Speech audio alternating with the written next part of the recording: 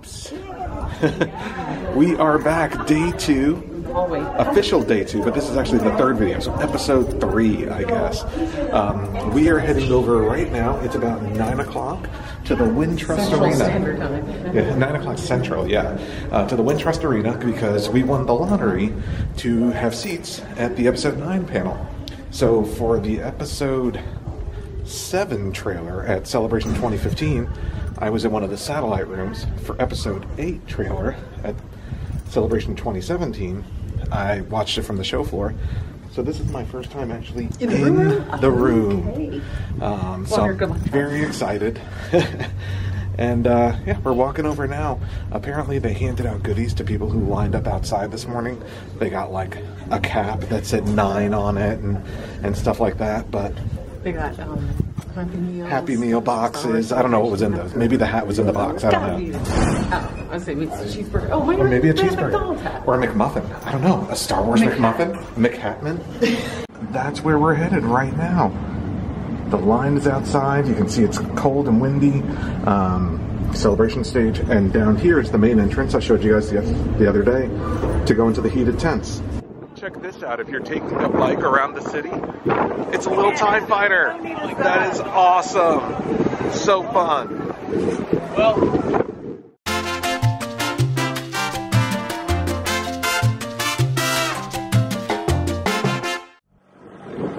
there's the little Happy Meal box that they handed out this morning to people in line. Awesome. And here's where they're coming from. Sorry for the wind, but you can see they're filling up the little Happy Meal boxes right there, the Star Wars Celebration Happy Meal boxes. So this is where we are in line. We have to go up to the corner and around to get into the arena. It is chilly. Chicago. Who knew? And here's where they're handing out the Happy Meals. Hamburger, apple slices, and fries are what's in them. As long as that line was, we were all the way around the corner here. We came all the way around and up here, and it only took like 10 minutes. It really wasn't a long wait at all. It's moving. Right here, they're handing out the episode 9 beanies. I was worried they'd be out before we got here. They have tons of them. There's the bags, and they've just handed them out to everyone walking in. They handed us this hat, and they said, JJ wants you to stay warm. Okay. So apparently, JJ doesn't want us to get hungry or cold, because we got this episode 9 cap that I showed you guys. I don't know if you heard any of it because it was windy, and a Happy Meal. Okay, you want to see what's in it? All right, let's look inside. A hamburger. It's a hamburger. Apples. Apples. Oh, no fries in that No fries. one. Well, he wants us to be healthy. We are in our seats at the Wintrust Arena for the Star Wars Episode 9 panel.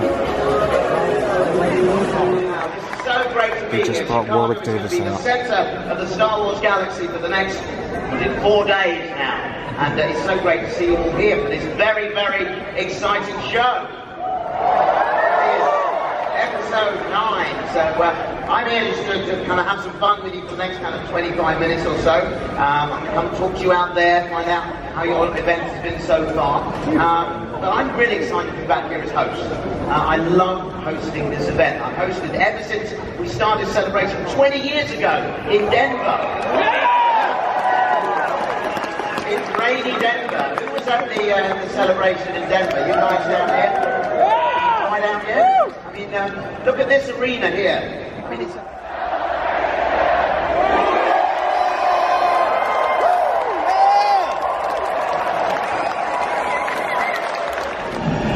minutes for the Navi computer to calculate the coordinates. A few minutes? Are you kidding? At the rate they're gaining? No, what is it?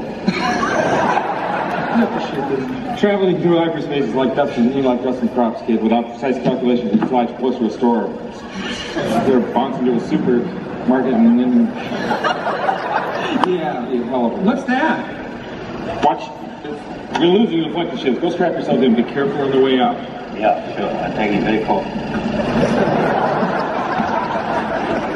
You go away. Bouncing near a supermarket? It's a very story about a farm boy in Nebraska and not on Tatooine. It was originally designed to be a modern fairy tale. about good and evil, you know, and what prevails and what doesn't prevail. It's unlimited, the possibilities of what they can do. We're sort of finished, but hopefully it will justify it as a series. Make you say, gee, what happens next? The whole experience has been so completely unanticipated. I had my doubts about whether another Star Wars would work. But I now get that phrase, thank you for my childhood, because it's something that people carry with them now forever and ever and ever. As I see it, this has nothing to do with the past, present, or future. Star Wars could be any of those areas. It's a big part of what makes these films so important to pass on from generation to generation. I feel honoured that I've been allowed to continue the journey. It's very cool to meet someone inspirational to a generation of moviegoers. Those that have gone before you, incredible artists in their own right. You delve deeper in your appreciation and respect for that. Oh my gosh. It feels like I was just in a time machine and I had travelled back to when they first started filming Star Wars. There are 9 films. I think of it more as 3 3-act plays. If you're a kid watching this 100 years from now, 500 years from now, you see this inevitability, this story conclude in a way that feels thrilling and shocking and funny and emotional and satisfying. I like these films. I think there's a legacy that's important.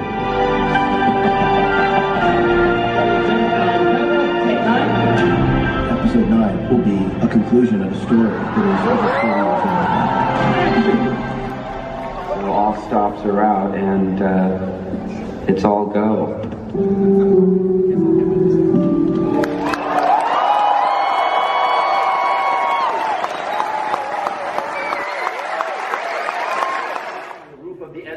Theater. Force projecting myself onto the stage. Stephen Colbert is here hosting the show.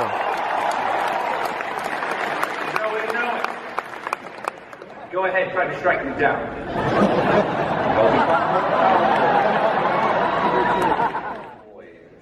Left by Carrie in this movie. Well, as I've said, we couldn't.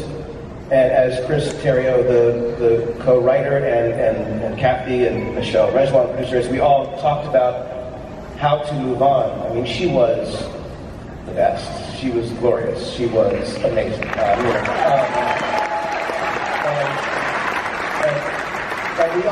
we all just loved her. And I knew her for many years before as well. Episode 7. She was the greatest. It was impossible. There was no way. What are you going to do? You don't recast that part, and you don't suddenly have her disappear. And the weird miracle of having had a number of scenes from Force Awakens that had gone unused, looking at those scenes and starting to understand that there was actually a way to use those scenes to continue her story so that it would be her. The idea of having a CG character was off the table. We never even wanted to try. And the idea of saying, well, what if we could actually write scenes around her? So it would be her performance, she's in the movie. And the crazy thing is, and I say this, like emotionally, it's every day it hits me that she's not here.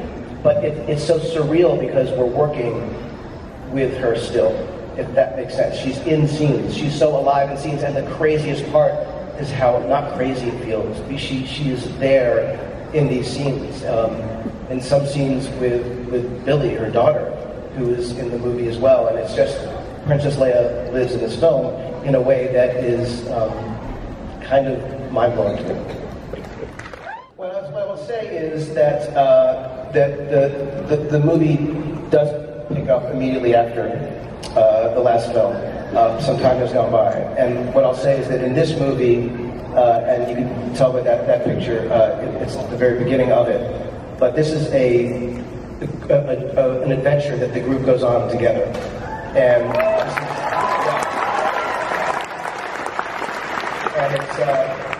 it's a story that I think one of the great things about the movie, getting to work on it, was the dynamic between the characters. They are just the most wonderful together, and that's the thing I'm sort of most excited for you all to see. It had a picture of me with hair as black as JJ's. Be warned, JJ.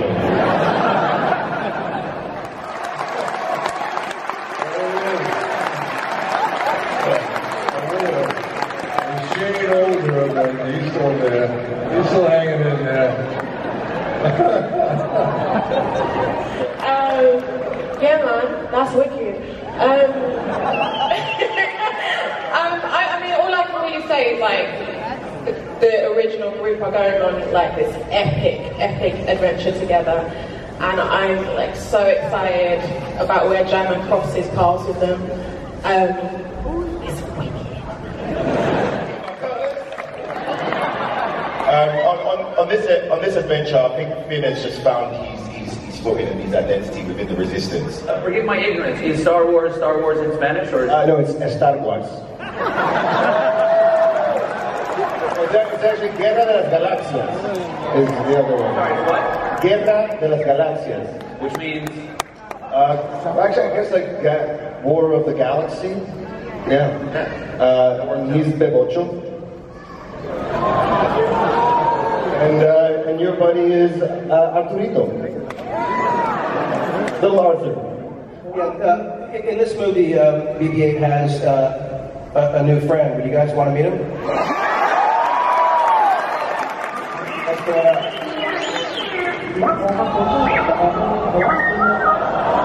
This is Tia.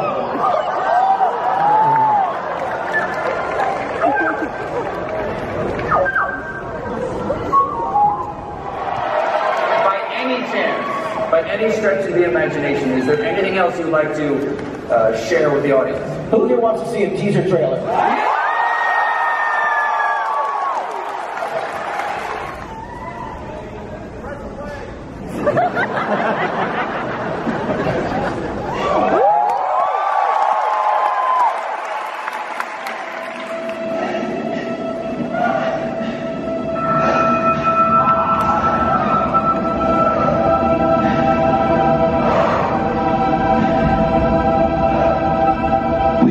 On all we know.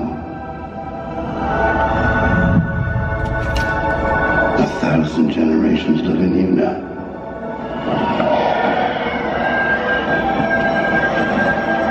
But this is your fight.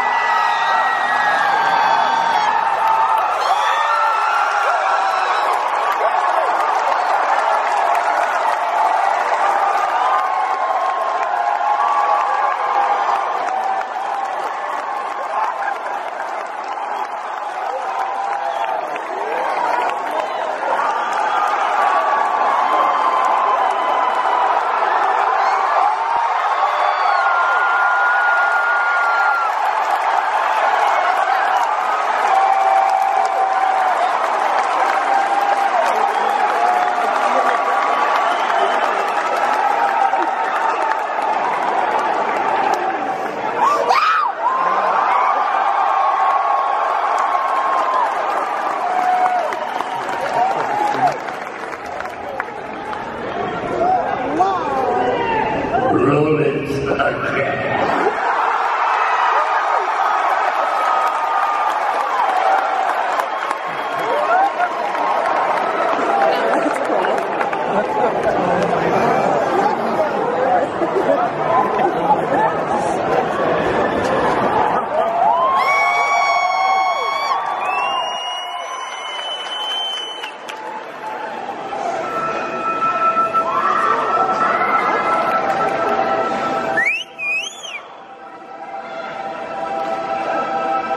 We've passed on all we know.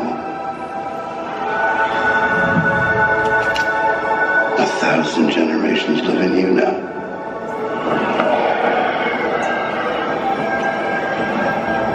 But this is your fight.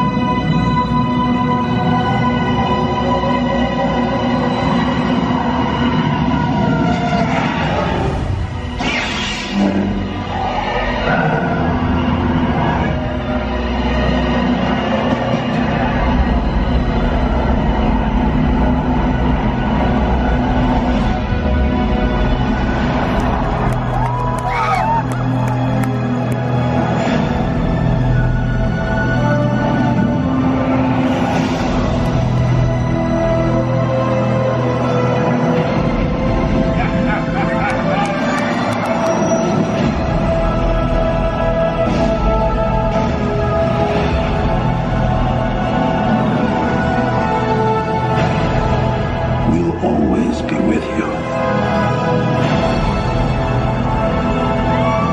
No one's ever really gone.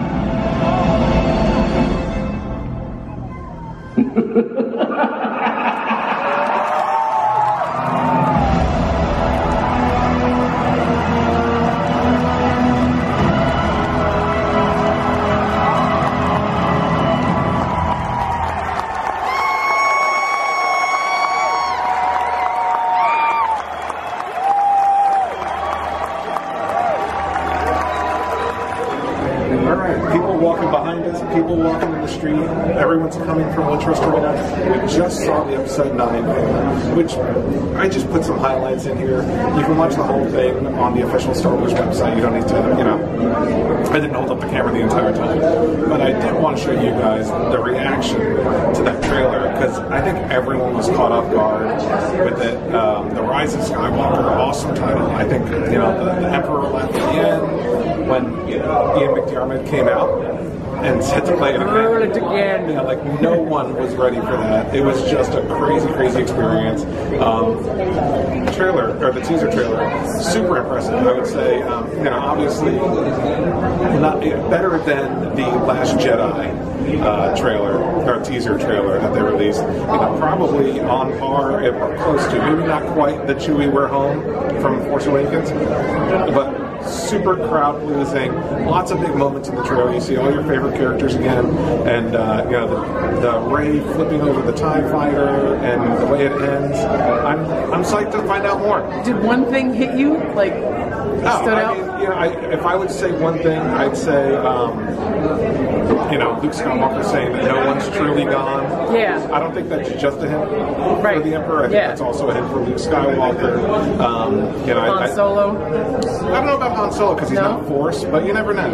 But yeah, I think we'll definitely. I think there was a lot going on in the trailer, a lot to process.